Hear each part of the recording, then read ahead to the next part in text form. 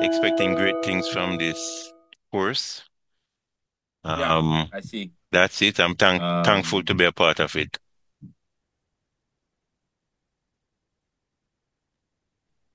Welcome to Caribbean Thought. We'll begin momentarily. And just before we begin the lecture, I want to make a very important announcement as it relates to what's happening next week. Because I may not be at class next week, we will have a guest lecturer, which it's a lecture that has always been part of the syllabus. We've always had several guests coming to take on various topics that I believe that are better suited to handle.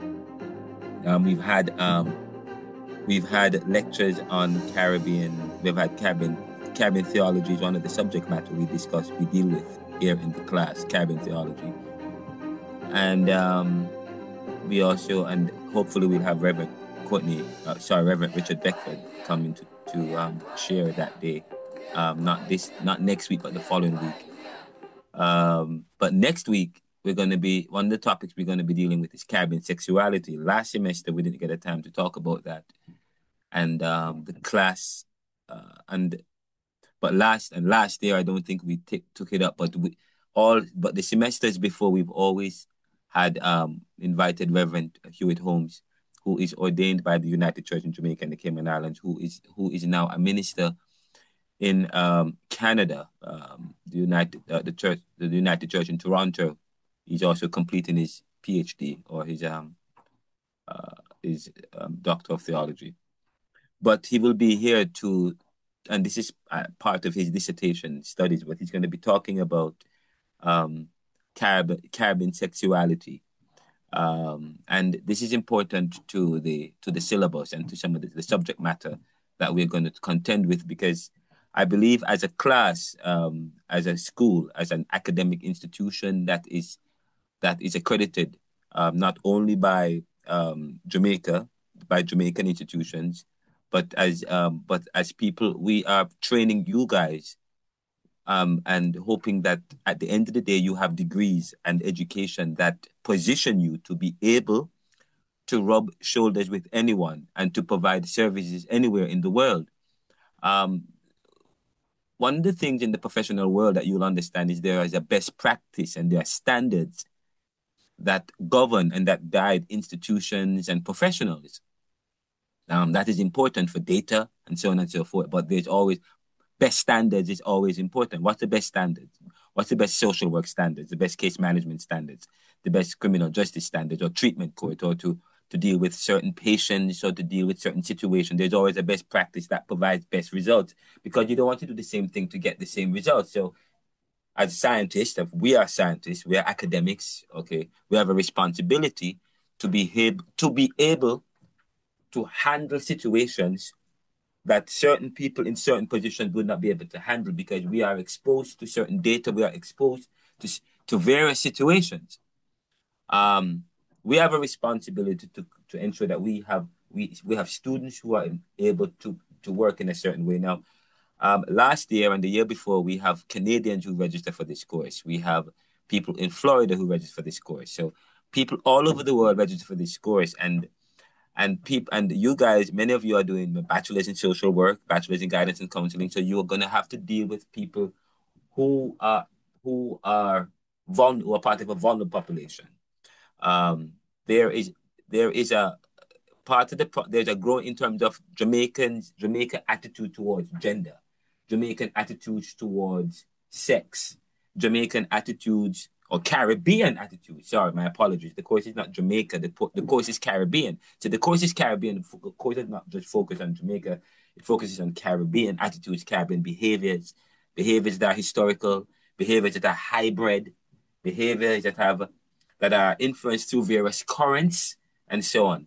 And so we explore taboo behavior and behaviors that are not taboo. And of course, one of the growing issue in the Caribbean is, of course, lesbian, gays, bisexual, transgender.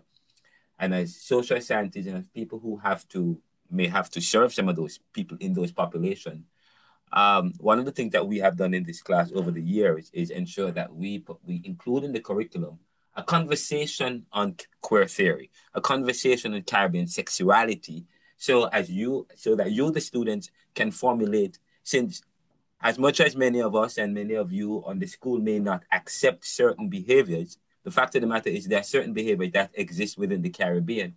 And as social workers, we have to contend with that. And I believe that there's a growing number of that's a growing situation. There's a public health issue within the Caribbean right now, within Africa, and within Black communities here in Philadelphia, in Philadelphia where I live, and throughout Black communities, of course, where the attitudes, the cultural expression, the cultural attitudes towards certain peoples and to certain behaviors have created public health issues. So we have a responsibility to create conversations around certain practices and certain cultures to be true to the course and to the syllabus. So that when you go overseas, you are able to adjudicate and deal with these things, and we can understand that. So I have included in the syllabus a discussion into Caribbean sexuality, gender, and queer theory, and that will be facilitated by Reverend Hewitt Holmes. And I'm happy that he's the person who's going to be facilitating the discussion because of the fact that he lives in Canada, he works in Jamaica, that was asked to come to Canada to provide services, and there are many Jamaicans who work in Canada and have to deal with situations like these. And we talk about within as Caribbean thought, part of Caribbean thought is to contend with diasporan issues as well, cosmopolitan issues. What is the cosmopolitan? What is culture? Does the cosmopolitan speak for the culture? Where is the location of culture? We will speak to that in class today, as the class progress. So that's for next week. No, the class is going to be a full class.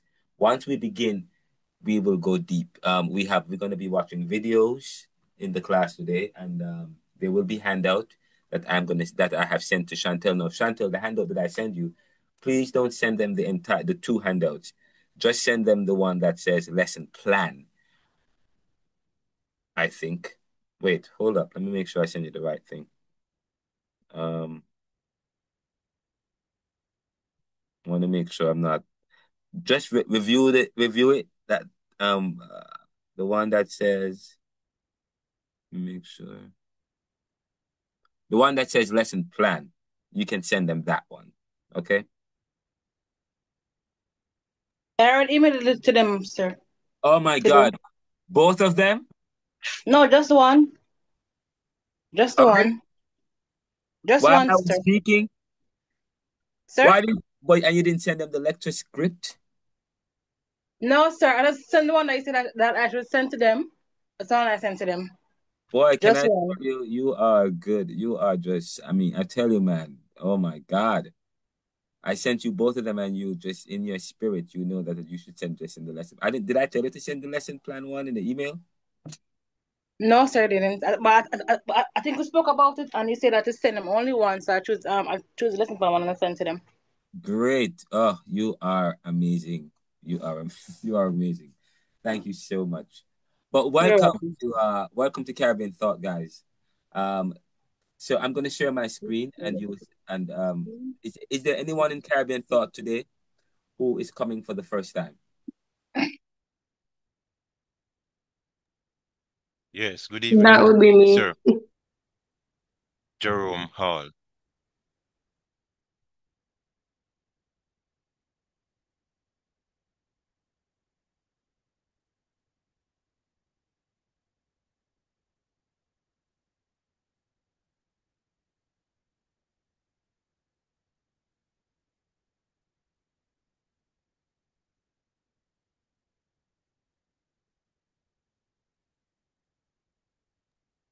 Jerome, can you introduce yourself to the class?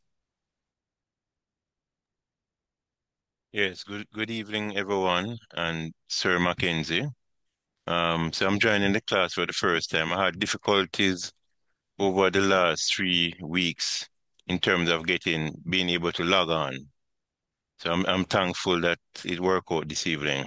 So I'm a guidance and counseling student, third year, um, expecting great things from this course.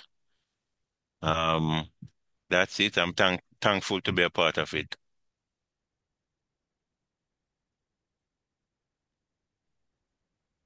Thank you so much, Jerome. I like how you said, I mean, quite interesting. You said you're what, a third year student, yes? Yes, indeed. And you said that you are expecting to get a lot out of the class. Definitely. Like what? Well, I've been able to watch one and two videos so far. It's very interesting in terms of the Caribbean perspective, in terms of culture, black identity, and so forth. Good, good. Um, I heard you mention W.E.D. Du Bois in one of the clip that I saw. I found it interesting that you didn't mention Marcus Garvey. But Ah, I will mention W.E.B. Du Bois in the clip. Now, Marcus Garvey is in the textbook, and I deal with him at length.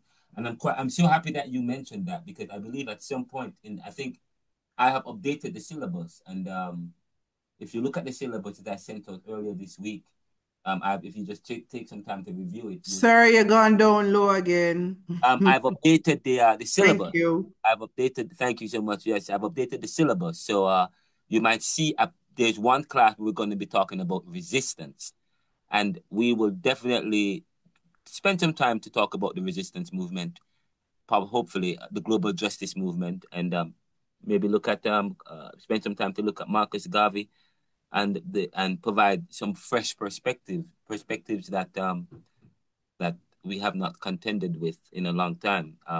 Because there are those who believe that there are those who have positive things to say about Marcus Garvey, and there are those who were There are those in the resistance movement, in the Pan Africanist movement, that was fighting against Marcus Garvey, because you have Booker T. Washington and Marcus Garvey versus people like Padmore and Du Bois. W.E.B. Du Bois. Yes, yes. So Jerome, it shows that the reason why you have raised the fact that you have pointed out that I mentioned W.E.B. Du Bois and not Marcus Garvey would suggest that you have some information about the history between these two people. Yes,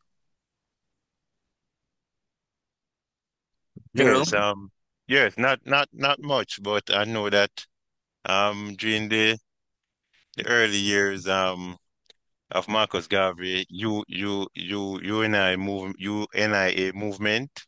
Mhm. I know that he came upon some resistance from other black intellectuals at the time, including Du Bois, that they were saying that basically is what you call it, somebody like him delusional or something like that.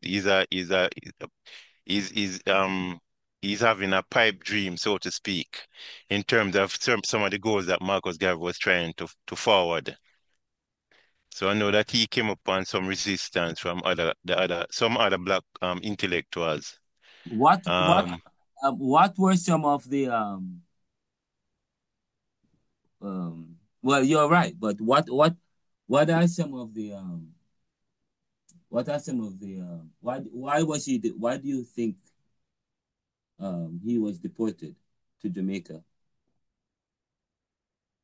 I know that he was charged with mail fraud by, and I think it was a setup by if when Hoover, the FBI boss at the time, um, I don't know if I got his name correct, but he's Hoover. Um, they were saying that basically he was using the mail from what I can recollect, to get money from people to fund the Black Star Line movement. Very good, Um, very good, very good. yeah. You know, you don't have to say it anymore, but I'm quite impressed. Where did you get your information from? Well, I had the philosophy and opinions of Marcus Garvey, and that book, I don't know, disappeared mysteriously. But I had it at one point in time. Um, and I've actually read other materials about Marcus Garvey, documentary and so forth. And I grew up among some Rastafarian people. Okay, I know I was getting there. Oh my God. This, let me tell you, this is quite powerful. Marcus Garvey is a Jamaican hero, and many Jamaicans don't really know much about Marcus Garvey unless you grew up around the Rastafarians, unless you embrace your African tradition. And the people who embrace their African traditions are usually the people many Jamaicans, many Caribbean people deem as fringe.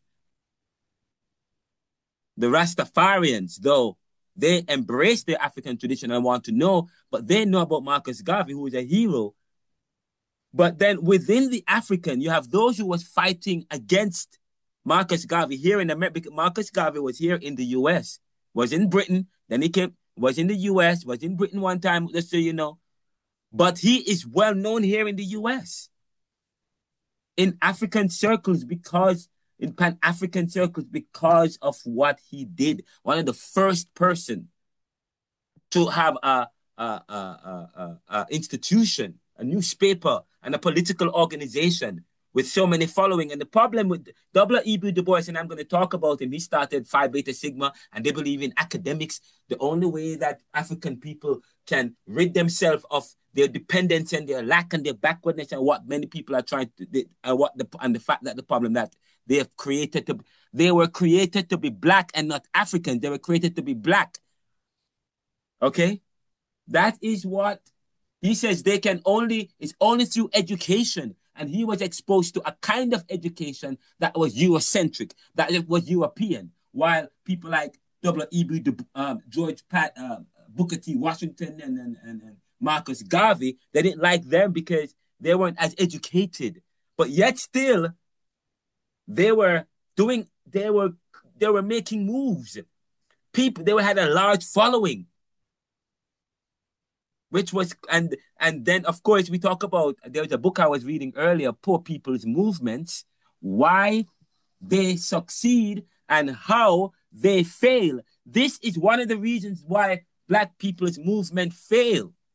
We're talking about, if you read the Caribbean Reader, which is in your syllabus by Ian Meeks and Norman Girvan, and they talk about the Caribbean, and they start with a picture of the Caribbean in Grenada with Bishop.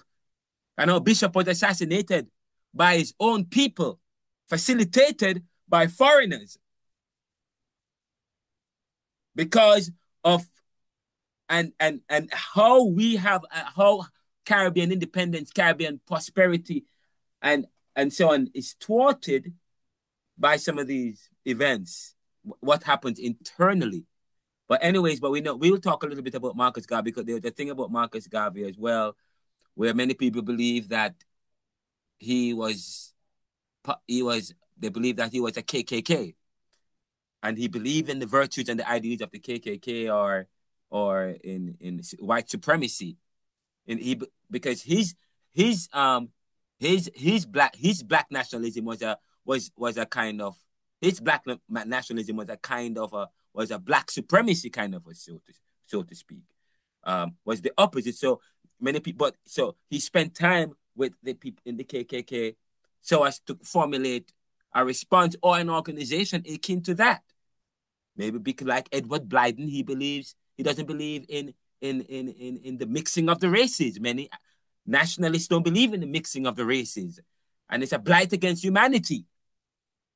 But anyways, Jerome, it's quite powerful that I am pleasantly impressed. I'm going to give you a credit for the way you have conducted yourself in class today, and the way you have facilitated this kind of discussion. It's great. Sir, good evening. Good evening. This is Lily. Yes, go ahead. I was shocked when I read that he did not believe in mixing of races. I have some literature in the reading of Marcus Garvey, and I honestly, over the years I've been hearing about Marcus Garvey, I did not know that he was so much against the white and the black going together with whatever nations. I did not know. I mean, Something he's totally against. well, but I mean, he embraced it. But but when you look at him, he still embraced this whiteness. Yes, he's wear his felt hat and his uniform. But this is quite, we start talking about the characteristics, the 7 characteristics of Karenga. Okay. Yes, sir. Anyways, Sir, what is the KKK? Ku Klux Klan. What I was just about to say, you guys, that is Okay. White supremacy. White supremacy, the Ku Klux, yes. And I try to, if you guys don't know what they are, please read about them, because they are not in Jamaica, so you probably may not know. Oh, I apologize. This is a Caribbean thought class, so it's okay if you ask that question. So yes, that's what it is. And it's a white supremacist group. They are the one that did the lynching, killing Black people. And those groups still exist today. Like in many places, you have Nazism that exists today. But welcome, Jerome. Thank you so much. Who is? There was another student that said that they haven't. This is their first time in the class. Who is that student? That would be me. Go ahead. Welcome. I'm Cheyenne. Thank you. I'm Cheyenne, second year student, hoping to pass this class. Yeah. Don't know anything, actually. You're a third year student, you say? Second. Great. Okay, that's fine. By the way, I want to say to the students, guys, when I was having a conversation with somebody about the culture, academic culture within the Caribbean today. And I said to someone, back in the days, they would say, you read for your degree. You read. You read. You read for your degree. And once you get to this level, it requires, or it involves, a lot of reading. Not just what the professor will give you. A lot of what I have been able to accomplish or learn or garner over the years comes from external reading, comes from, I always went beyond the margins, always went beyond what my professor gave me, always did extra work to make me into a dynamic person so that I can become a value-added person to society, okay? And that is important. It is important, and that's important to do that. And so I say to you guys, at this level we have, and please don't get offended. It is never to offend, okay? Please, when I say this. Now, I always say to students, the course was never to, at this level, we're not supposed to be, we're supposed to be facilitating, but never spoon feeding. It involves the students doing a lot of reading, and reading widely to hone in their thoughts and the concepts. And when they move beyond this level into probably the graduate level, then now they start to formulate theses. At this level, you write papers at the undergraduate level. At the graduate level, you write theses. And at the doctoral level, you write dissertation. And so at this level, you do a lot of reading. And of course, between the master's level and the doctoral level, it involves a lot of practicality and research at the doctoral level. So I encourage you to, once you decide to come to university and do collegiate work, it means that it gives you you are part of the 5% of people in the world that is exposed to collegiate education or tertiary level education. It means you're being exposed. This is a great opportunity to read and to all the information and that you're being exposed to. Please take advantage of it. The professor can only do so much. For those people who know me in this class, I'm a career student in a sense. I've been studying for a long time. And yet it wasn't until 2021 that I discovered some things about. Sorry, you're getting low here, sir. It wasn't until 2021 that I discovered some things because I was at Georgetown doing my Doctor of Liberal Studies, and I was doing the foundations of Liberal Studies 1, 2, 3, and 4, which is the foundations of Western civilization. And when the class almost ended, at the last class, I asked the professor, Professor Ori Sotis, Professor, I have finished the class and you have said much about the foundations of civilization and the foundations of life. You've talked about Mesopotamia, or not even Mesopotamia. We've talked about Herodotus. We've talked about the Iliad. We've talked about Augustine and so on and so Thucydides and so on and so forth. But we have not talked about Africa. Where is Africa in all of this? And he could not answer that question. And then I was left not happy. So I decided so I did while doing research and being very inquisitive and philosophical. I came upon a group of people called the Assaw Asset Society. The Assaw Asset Society. And so I said, what are they? No, actually, I was playing tennis and somebody was telling me about Egypt and pharaohs and so on. And I said, wow, I didn't know anything about this. And then I started learning about the Assaw Asset Society. And then I went to the Assaw Asset Society and did research and interviewed the Shakems and the priests. And it was revolutionary. And I went back with my professors and started researching at Georgetown. The next thing I know, I'm at Temple doing my PhD in Africology, learning. If we close ourselves to the myriad information that we'll never know what exists. Because there's a lot of truth, there's a lot of information that we still don't know. The more you know, the more you realize you don't know. So the more you know, the more humbled we are. But never close yourself to learning. And at this level, be open to it. It is at this level, within the heart of academia, that we should be engaging, that we should be exposing, engaging, learning, and building. Yes? Not shunning the opportunity to learn, not shunning the opportunity to engage, not shunning the opportunity to be dynamic. Irrespective, when you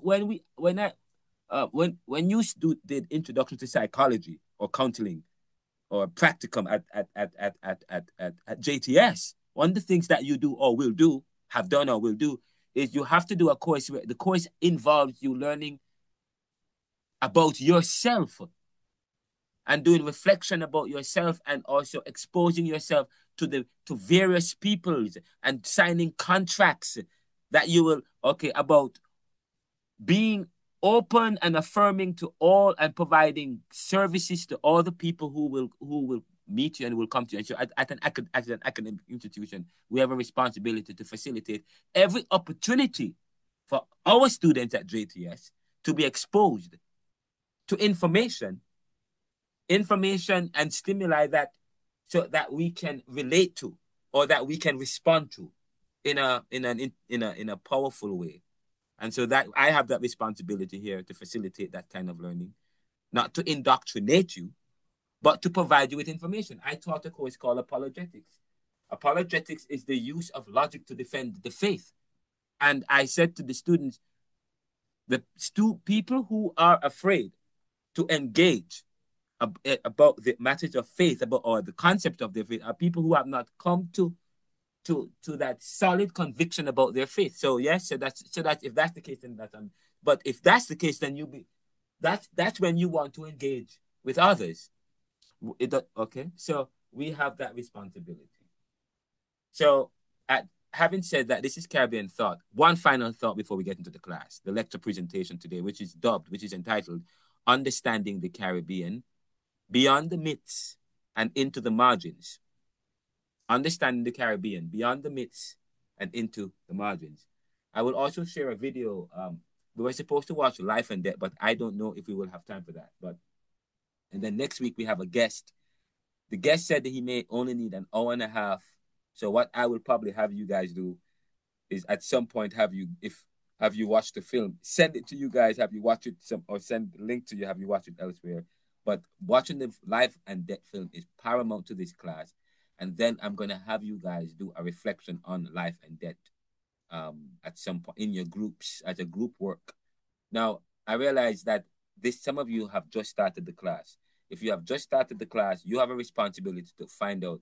Usually, I actually said to the registrar, I do not want any more students to come to the class. Please close the registration. But fine, if you're already here, you're here. What I would love for you guys to do is find out watch all the previous lectures in the class. Last week lecture is not available as yet. It will be available later this evening. And usually I'll ask students to interact with the lectures by writing a reflection paper. Usually I'll ask the students to do that to demonstrate that you came to the class and you're engaged. So the students who have not, if you miss 1, 2, 3 classes, your goal is to go back and watch all the lectures and do a reflection on those lectures that records the class, just to help you to catch up. So that's important. Outside of that, that's what we're going to be talking about: understanding the Caribbean beyond the midst and into the margins. Now, before we begin the lecture, is there any question that you have once I start this particular section? I will be speaking for like 30 minutes and then we take a 10 minutes break. But Chantel, is there anything that we need to tell the students?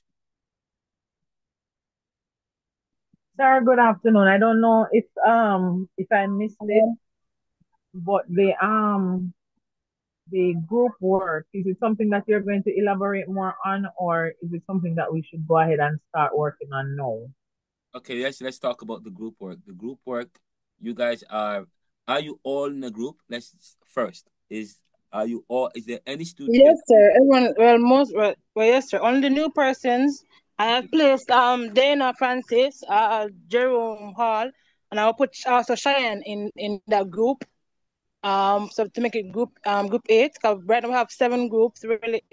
So yeah, everyone is in a group, and persons have already sent their the islands that they want to research to do the assignments on. And they are each doing what? Is it 2 islands or 1? 2 islands, sir. 2 islands. So each. But sir, they asked about the rubric as in like what is supposed to present on the islands. Oh, I didn't send that yet. Oh, do you remember? Okay. No, sir. Okay, fine. You know, that's actually in Caribbean Thought. I did ask them to upload the Caribbean Thoughts blast into this. So I'm waiting on them to upload it. But I will send it. Remind me to send that. But it's supposed to be No problem, sir. I'll send that to you guys. We might probably discuss that later. What's the socioeconomic country? What's the socioeconomic positioning of each country? But I will let you know what you're supposed to be doing. 2 major figures. But I will send it. You will get it before the end of this class. Chantel, remind me to send that. In fact, I'll have a discussion about it because I will, sir. We're going to be talking about the paradox of independence and hopefully towards the end of this class, the paradox of independence. And in talking about the paradox of independence, I will share some insights about some Caribbean islands, which includes the socio-political position of the island, the major influence of the island, the historical background of the island, and then the demographics and racial makeup of the island or of the country, Caribbean country or island, major figures or influences from that island. Okay, that's what I'm talking about. All right, and that if you guys subscribe to the Neoliberal Round YouTube channel, we have Caribbean Thought 2023, Caribbean Thought 2024, 25, 26, and you might see some group presentations. They might give you some ideas about how to do them. In fact, I might just share some of them with you. But there were group presentations that have done this before that you can learn from, see how they did it, and it was really beautiful. I just told them to do it, and they created their own thing, and it was amazing. So before the end of the class, I will tell you what I would like. I will just give you a thin shell, and you make it elaborate. You have 15 to 20 minutes to present. The students ask you questions at the end of your presentations. You're presenting on 2 islands. If you're presenting, like say for example, Haiti and Dominican Republic, of course, when they got independence, important. How they got independence. What's the current what's happening in the country right now? What's the racial makeup? What's their religion, the religious values, and so on. Yeah, those things we want to know. who are the major figures in these places, or you could do that. So we'll talk about it later on some more. But any other question? Chantel, could you also have by the way, do you guys have all the readings for class next week? Have you? Please remember, we have a guest next week, a guest lecturer, the Reverend Hewitt Holmes. Reverend Hewitt. Yes, I mean that to everyone. I send it by via WhatsApp to everyone or to the class group. Everyone should have the readings for next week. Okay, class. Chantel. But I would appreciate if we upload them to Moodle or even send them perhaps by instead of the WhatsApp. I think so did as well. You can check Moodle platform. And Chantel, Natasha again, I know I sent you a message privately, but can you double check because I'm not getting any communication from you? I just sent you the email that I sent. So I did send it to you. I didn't send it to everyone. The only person that I didn't send it to was Lily because I wasn't finding her email. No, I'm not sure because I'm not seeing any emails. That's why I reached out to you. But I'll wait until the Wi-Fi is back and see if that's the reason I'm not getting it.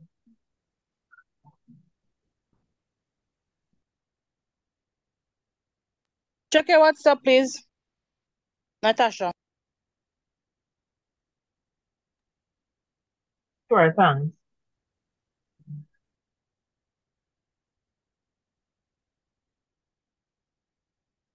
All right.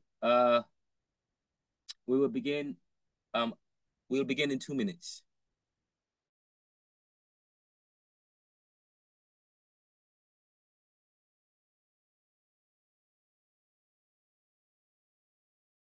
I said 2 minutes because I am waiting on.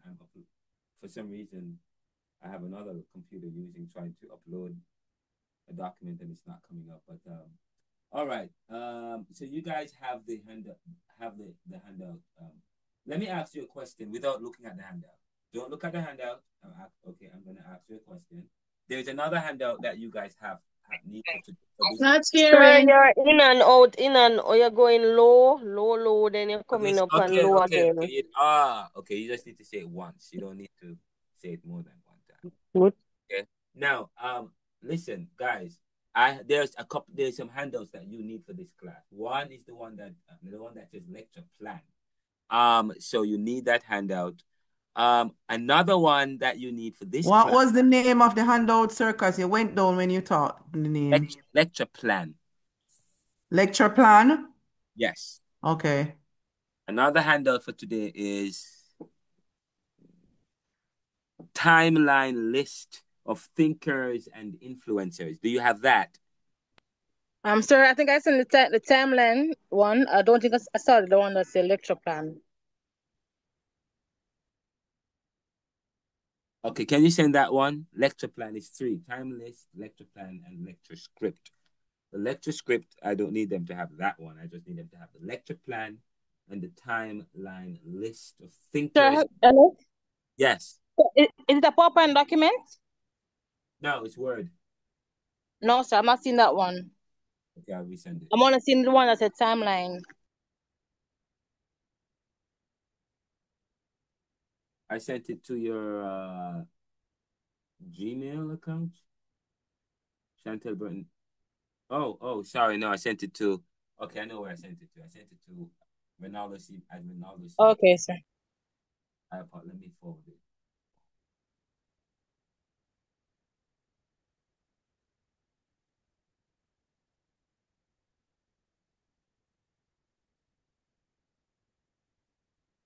All right, don't send all of them. Just send the lecture plan and the timeline list.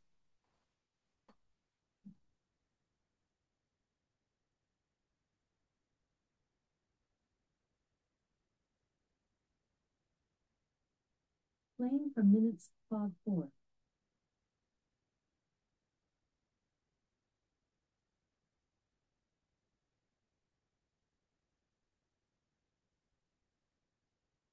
So did you just send it back to me? Did you get it? Not seeing it. For some reason, something is my internet is being blocked.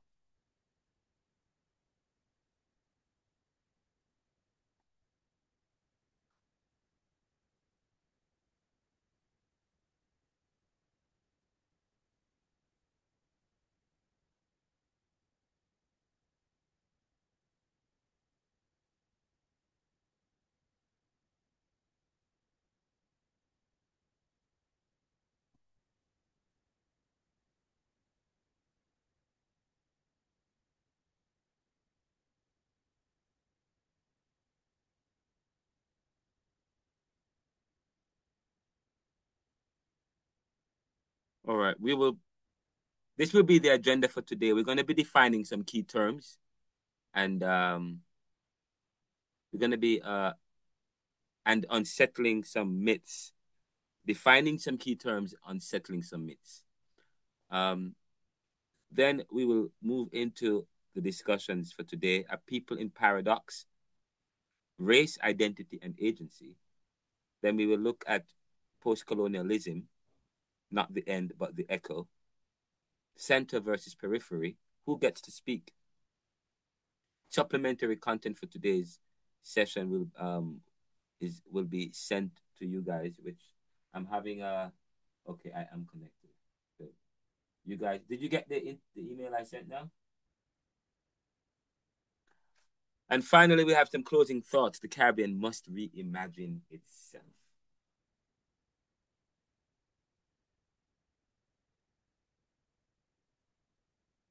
All right. First question, as I begin to the first thing I want to ask you guys is,